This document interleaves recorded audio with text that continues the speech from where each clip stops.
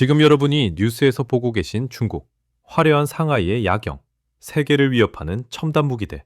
죄송하지만 지금 여러분은 거대하게 연출된 무대 세트장을 보고 계신 겁니다. 마치 영화 트루먼 쇼처럼 중국은 겉으로는 완벽해 보이지만 그 화려한 장막 뒤편은 이미 썩어 문드러져 기둥뿌리부터 흔들리고 있습니다. 이건 단순한 비유가 아닙니다. 시진핑 주석의 등골을 서늘하게 만든 충격적인 사건이 있었습니다. 중국이 자랑하던 최정예 부대, 로켓군의 미사일 점검 현장이었습니다. 전쟁이 나면 미국 본토를 타격해야 할 핵미사일 연료통 뚜껑을 열었는데 그 안에서 나온 건 최첨단 연료가 아니었습니다. 놀랍게도 맹물이 쏟아져 나왔습니다. 군 수뇌부가 예산을 빼돌려 주머니를 채우느라 나라를 지킬 미사일에 물을 채워넣은 겁니다. 중국의 이 황당한 사건은 단순한 비리가 아니었습니다. 시진핑이 믿었던 권력의 청구가 녹슬어버렸다는 치명적인 신호였던 거죠. 권력의 심장부만 썩었을까요? 사회는 더 처참합니다. 지금 중국 젊은이들 사이에서 유행하는 섬뜩한 단어가 있습니다. 바로 역사의 쓰레기 시간입니다. 아무리 발버둥 쳐도 나아질 기미가 없다.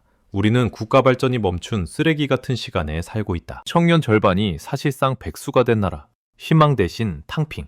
즉, 드러눕기를 선택한 나라. 미래가 사라진 사회는 이미 죽은 사회나 다름없습니다. 무대는 무너지고 있고 배우들은 도망치고 있습니다. 지금 중국은 단순한 경제 위기를 넘어 국가 시스템 붕괴라는 카운트다운에 들어갔습니다. 오늘 저는 중국 공산당이 목숨 걸고 감출했던 7가지 붕괴의 징후를 낱낱이 공개하려 합니다. 군부의 역풍부터 경제의 심정지까지 화려한 연극 뒤에 숨겨진 중국의 진짜 민낯. 지금 바로 그 커튼을 젖혀드리겠습니다. 그럼 시작하기 전 구독과 좋아요로 응원 부탁드립니다. 감사합니다.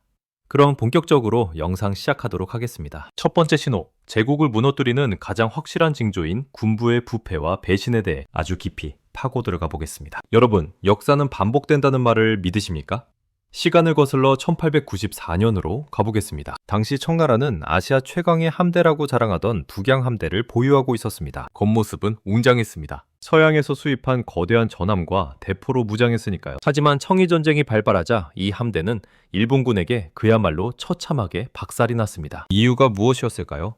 전투 중에 대포를 쐈는데 포탄이 터지지 않았습니다. 나중에 알고 보니 군납비리로 인해 포탄 속에 화약 대신 모래와 콩을 채워 넣었던 사실이 드러났습니다. 놀랍게도 130년이 지난 지금 시진핑의 중국군에서 똑같은 일이 벌어지고 있습니다. 화약 대신 모래를 넣던 그들이 이제는 미사일 연료 대신 물을 넣고 있습니다. 이것은 단순한 웃음거리가 아닙니다. 중국 인민해방군, 그 중에서도 로켓군은 시진핑 주석이 사면임을 확정짓고 가장 공을 들인 핵심 중의 핵심 조직입니다. 왜냐하면 배만을 침공하거나 미국과 전쟁을 할 때 항공모함 전단을 타격하고 핵 억제력을 가질 수 있는 유일한 수단이 바로 로켓군이기 때문입니다. 시진핑은 이 로켓군에 천문학적인 국방비를 쏟아부었습니다. 그런데 최근 로켓군 사령관 리위차오, 부사령관, 그리고 정치위원까지 줄줄이 숙청당하고 체포되었습니다. 그들이 횡령한 돈의 규모는 조 단위를 넘어섭니다. 미사일 경락고 뚜껑은 수년째 정비를 하지 않아 녹이 슬어 열리지도 않고 미사일의 정밀 유도 장치에 들어가야 할 희귀 금속은 빼돌려져서 암시장에 팔렸다는 충격적인 내부 고발이 이어졌습니다. 심지어 훈련 상황에서 미사일이 발사되지 않자 이를 은폐하기 위해 데이터를 조작해 보고한 사례도 발각되었습니다. 이게 무엇을 의미할까요?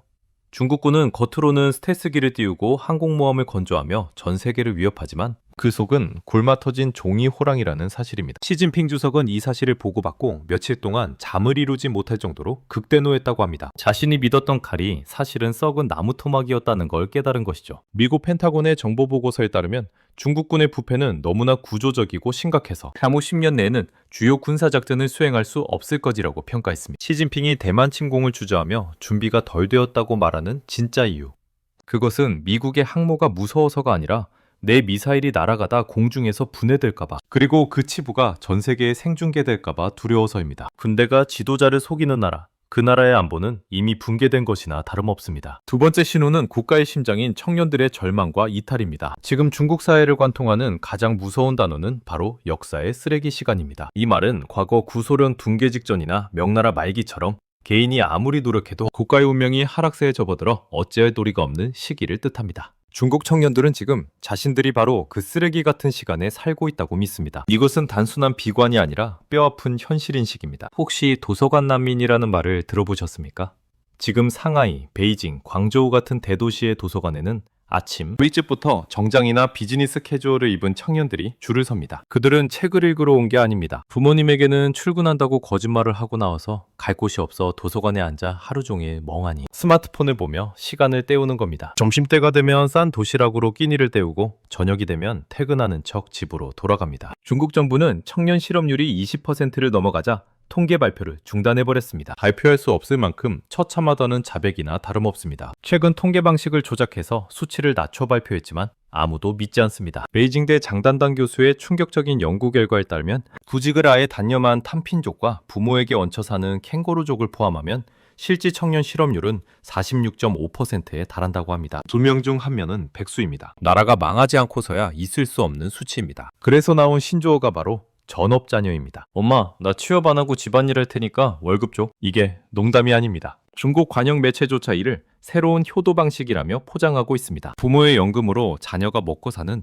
기형적인 구조가 정착되고 있는 것입니다. 과거 알리바바의 마윈을 꿈꾸며 밤새워 창업하던 중국의 헝거 정신은 완전히 사라졌습니다. 지금 중국 청년들의 꿈은 딱 두 가지입니다. 하나는 철밥통이라 불리는 공무원이 되는 것, 다른 하나는 해외 도피입니다. 이를 룬하, 런쉐이라고 부릅니다. 영어 단어 run, 도망치다 을 중국어 발음과 섞어 만든 신조어로 중국을 탈출하는 방법을 연구하는 학문이라는 뜻입니다. 가장 똑똑한 인재들은 미국과 일본으로 유학을 가서 돌아오지 않습니다. 돈 없고 백 없는 청년들은 남미의 정글을 걸어서 미국 국경을 넘는 목숨 건 미립국을 시도하고 있습니다. 이를 주셴 조센이라고 부릅니다. 중국의 미래인 청년들이 조국을 버리고 탈출하고 있습니다. 인재가 떠나고 남은 청년들은 바닥에 드러누웠습니다. 엔진이 꺼진 자동차, 그게 바로 지금의 중국입니다. 세 번째 신호는 중국 경제를 지탱하던 거대한 기둥, 부동산의 처참한 붕괴입니다. 여러분이 꼭 아셔야 할 것이 있습니다. 중국은 제조업 국가가 아니라 부동산 국가입니다. 중국 GDP의 30%가 부동산 관련 산업에서 나옵니다. 지방정부 재정의 40%가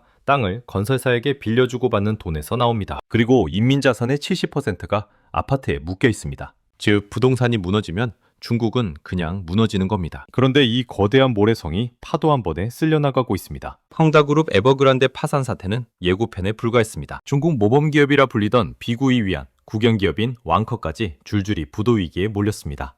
하지만 진짜 공포는 기업의 파산이 아닙니다. 바로 라네이로, 즉 썩은 꼬리 건물이라 불리는 미완공 아파트의 확산입니다. 중국은 아파트를 짓기도 전에 돈을 따내는 선분양 제도가 일반적입니다. 서민들은 평생 모은 돈에 대출까지 끌어와서 아파트 값을 냈습니다. 그런데 건설사가 돈을 들고 도망가거나 파산해서 공사가 중단된 흉물스러운 콘크리트 덩어리들이 중국 전역에 수천만 채가 널려 있습니다. 피해자들은 입주도 못한 채 은행 빚을 갚아야 하는 끔찍한 상황에 놓였습니다. 이 분노가 어디로 향할까요?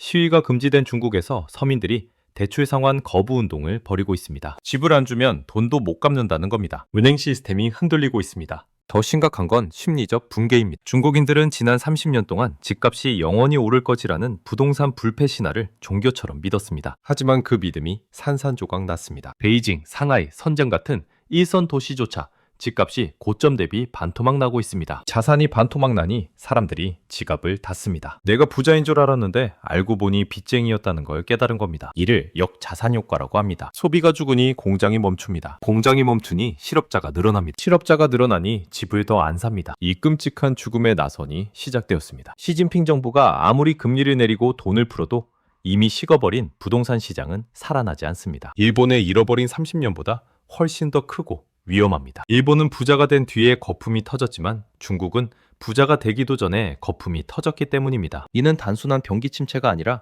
중국식 성장 모델의 완전한 종말을 의미합니다. 네 번째, 진짜 무서운 결과는 따로 있습니다. 바로 지방정부의 숨겨진 빚입니다. 중국의 화려한 인프라, 고속철도, 고층 빌딩들은 대부분 빚으로 지은 것입니다. 중국 지방정부들은 그동안 중앙정부의 규제를 피하기 위해 AGFV, 지방정부 융자기구라는 특수법인을 만들어 몰래 빚을 냈습니다. 땅값이 오를 때는 문제가 없었습니다. 땅을 팔아서 빚을 갚으면 됐으니까요. 하지만 부동산이 폭락하면서 땅이 안 팔립니다. 투입이 0이 된 겁니다. 이 숨겨진 빚의 규모가 얼마인지 아십니까?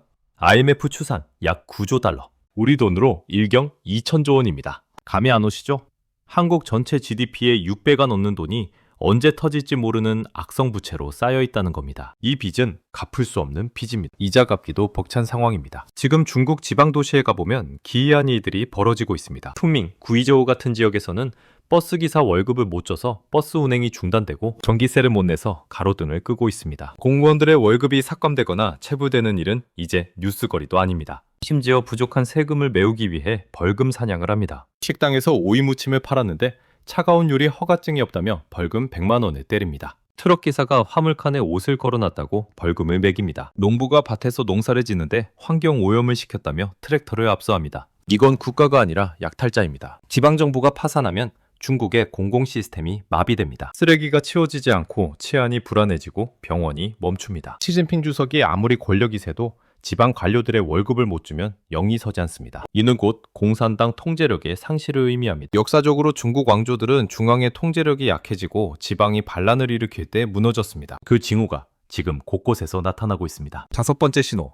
돈은 거짓말을 하지 않습니다. 자본은 가장 냉정하고 똑똑합니다. 지금 중국에서는 사상 최대 규모의 자본 유출이 일어나고 있습니다. 작년 한 해 중국을 빠져나간 돈이 공식적으로만 600조 원이 넘습니다. 이는 아시아 금융위기 때보다 더 심각한 수준입니다. 글로벌 기업들은 차이나런을 하고 있습니다. 애플은 아이폰 생산 기지를 인도로 옮기고 있고 삼성은 베트남으로, 일본 기업들은 본국으로 돌아가고 있습니다. 더 충격적인 건 외국인만 도망가는 게 아니라 중국 부자들의 탈출이 이어지고 있다는 점입니다. 시진핑의 공동 보유 정책은 사실상 부자들의 돈을 뺏어서 나누자는 뜻입니다. 알리바바의 마윈이 하루아침에 나락으로 떨어지고 텐센트의 마와텅이 납작 엎드리는 걸 본 중국 부자들은 깨달았습니다. 아, 중국에서 내 돈은 내 돈이 아니구나. 언제든지 공산당이 뺏어갈 수 있구나. 그들은 지금 목숨 걸고 재산을 해외로 빼돌리고 있습니다. 싱가포르와 일본 도쿄의 고급 아파트는 중국 부자들이 현금 가방을 들고 와서 싹쓸이하고 있습니다. 자국민도 믿지 못하는 나라에 어떤 외국인이 투자를 하겠습니까? 시진핑 정부는 반간첩법을 강화해서 외국 기업인들을 감시하고 컨설팅 회사를 급습해 직원들을 구금합니다. 경제 통계를 조작하고 법을 마음대로 바꿉니다. 이런 불확실성 속에서 사업을 할 수 있는 기업은 없습니다. 세계의 공장이었던 중국은 이제 투자 기피 대상 1호가 되었습니다. 외국 자본이 떠난다는 건 중국 경제의 혈액순환이 멈춘다는 뜻입니다. 티가 돌지 않은 경제는 괴사할 수밖에 없습니다. 6번째, 해결 불가능한 재앙인 인구 문제입니다. 중국은 인해 전술, 즉 14억 인구의 쪽수로 밀어붙여 성장한 나라입니다. 값싼 노동력과 거대한 소비 시장이 중국의 무기였습니다. 그런데 그 무기가 사라지고 있습니다. 2023년 중국 인구는 2년 연속 감소했습니다. 인도의 인구가 중국을 추월했습니다. 하지만 인구 감소보다 더 무서운 건 늙어가는 속도입니다. 중국은 세계에서 가장 빠르게 늙어가고 있습니다. 2035년이면 중국 인구 중 4억 명이 60세 이상 노인이 됩니다. 미국 전체 인구보다 많은 노인을 부양해야 한다는 뜻입니다. 일할 사람은 줄어드는데 부양해야 할 노인은 기하급수적으로 늘어납니다. 이건 경제학적으로 재앙입니다. 중국은 부자가 되기도 전에 늙어버렸습니다. 이를 미부설로 미후 챈러라고 합니다. 일본이나 한국은 국민소득 3만 달러, 4만 달러가 된 후에 고령화가 왔지만 중국은 2만 달러 수준에서 노인 국가가 되었습니다. 사회 안전망도 연금도 부족합니다. 연금 고갈 문제는 시한폭탄처럼 다가오고 있습니다. 노인들은 돈이 없어서 소비를 못하고 청년들은 노인들을 부양하느라 세금을 내느라 허리가 햅니다. 생산성은 떨어지고 내수는 침체됩니다. 이 악순환의 고리를 끊을 방법이 보이지 않습니다. 인구 문제는 그 어떤 정책으로도 단기간에 해결할 수 없습니다. 중국의 인구 구조는 이미 역삼각형으로 뒤집혔고 이는 중국 경제가 다시는 예전의 성장률을 회복할 수 없다는 사형 선고와도 같습니다. 마지막 7번째 신호. 가장 치명적인 신호는 바로 시진핑 주석의 편집증적인 공포정치입니다. 역설적이게도 독재가 강해질수록 체제는 취약해집니다. 시진핑 주석은 자신의 권력을 지키기 위해 주변의 모든 사람을 의심하고 숙청하고 있습니다. 리산푸 국방부 장관, 칭강 외교부 장관 등 자신의 측근들조차 하루아침에 사라졌습니다. 그들이 어디에 있는지, 왜 해임되었는지 이유도 설명해주지 않습니다. 이런 공포 분위기 속에서는 아무도 직언을 하지 않습니다. 잘못된 정책이라고 생각해도 주석님, 그건 아닙니다 라고 말하는 순간 목이 날아가거나 감옥에 가니까요. 모두가 시진핑의 입만 쳐다보며 지당하십니다, 현명하십니다만 외치게 됩니다. 관료들은 복지부동하고 책임질 일은 하지 않습니다. 이게 바로 독재의 함정입니다. 잘못된 방향으로 가고 있어도 브레이크를 밟아줄 사람이 없습니다. 제로 코로나 정책을 기억하십니까? 전 세계가 위드 코로나로 갈 때 중국만 3년 동안 보시를 봉쇄하고 경제를 망가뜨렸습니다. 그 고집의 대가가 지금의 경제 침체입니다. 로켓군 비리도, 경제정책 실패도 결국은 견제받지 않는 절대 권력이 낳은 비극입니다. 시스템이 아니라 한 사람의 판단에 14억 인구의 운명이 걸려있는 이 상황 자체가 가장 큰 리스크입니다. 시진핑 1인 체제는 중국을 거대한 타이타닉호로 만들었습니다. 빙산을 향해 돌진하고 있지만 선장에게 방향을 틀어야 합니다라고 말할 선언이 아무도 없는 것입니다. 중국 공산당은 이 모든 진실을 덮기 위해 거대한 쇼를 하고 있습니다. 통계를 조작하고 언론을 통제하고 애국주의를 고취시켜 내부의 불만을 외부로 돌리려 합니다. 대만을 위협하고 미국과 대립각을 세우는 것도 어쩌면 내부의 붕괴를 감추기 위한 처절한 몸부림일지 모릅니다. 미국이 우리를 억압해서 경제가 어렵다는 프레임을 만들어 인민들의 분노를 외부로 돌리는 것입니다. 하지만 손바닥으로 하늘을 가릴 수는 없습니다. 두근 이미 터졌고 물은 새어나오고 있습니다. 우리는 냉정하게 이 상황을 직시해야 합니다. 중국은 더 이상 기회의 땅이 아닙니다. 오히려 세계 경제의 가장 큰 리스크입니다. 중국의 붕괴는 먼 미래의 일이 아니라 지금 눈앞에서 벌어지고 있는 현재 진행형의 현실입니다. 과거의 영광에 취해 중국 시장에 미련을 두거나 중국의 회복을 막연히 기대하는 것은 너무나 위험합니다. 우리는 중국이라는 거인이 쓰러질 때 발생할 충격파에 대비해야 합니다. 중국 의존도를 줄이고 공급망을 다변화하고 기술 격차를 벌려야 합니다. 쇼는 끝났습니다. 이제 우리는 무대 뒤의 진실을 보고 다가올 충격에 대비해야 합니다. 여러분, 오늘 이야기를 들으면서 어떤 생각이 드셨습니까? 중국의 위기는 우리에게도 남의 일이 아닙니다. 한국 경제는 중국과 밀접하게 연결되어 있습니다. 중국이 재채기를 하면 우리는 독감에 걸릴 수 있습니다. 하지만 위기의 본질을 정확히 안다면 우리는 그 속에서 생존의 길을 찾을 수 있습니다. 중국의 몰락은 우리에게 위기이자 동시에 기회입니다. 중국을 대체할 시장을 찾고 중국에서 빠져나오는 자본과 기술을 우리가 흡수해야 합니다. 거대한 변화의 파도 앞에서 흔들리지 않도록 저와 함께 계속해서 세상의 이면을 들여다봐 주시기 바랍니다. 세상은 아는 만큼 보이고 보이는 만큼 대비할 수 있습니다. 오늘 제가 드린 정보가 여러분의 통찰력을 넓히는데 도움이 되었기를 바랍니다. 이 영상이 유익하셨다면 그리고 앞으로도 숨겨진 진실을 가장 먼저 만나보고 싶으시다면 구독과 좋아요 부탁드립니다. 여러분의 작은 관심이 더 깊이 있는 분석을 만드는 큰 힘이 됩니다. 저는 다음 시간에 더 충격적이고 중요한 이야기로 다시 찾아오겠습니다. 뒷 영상 시청해주셔서 감사합니다.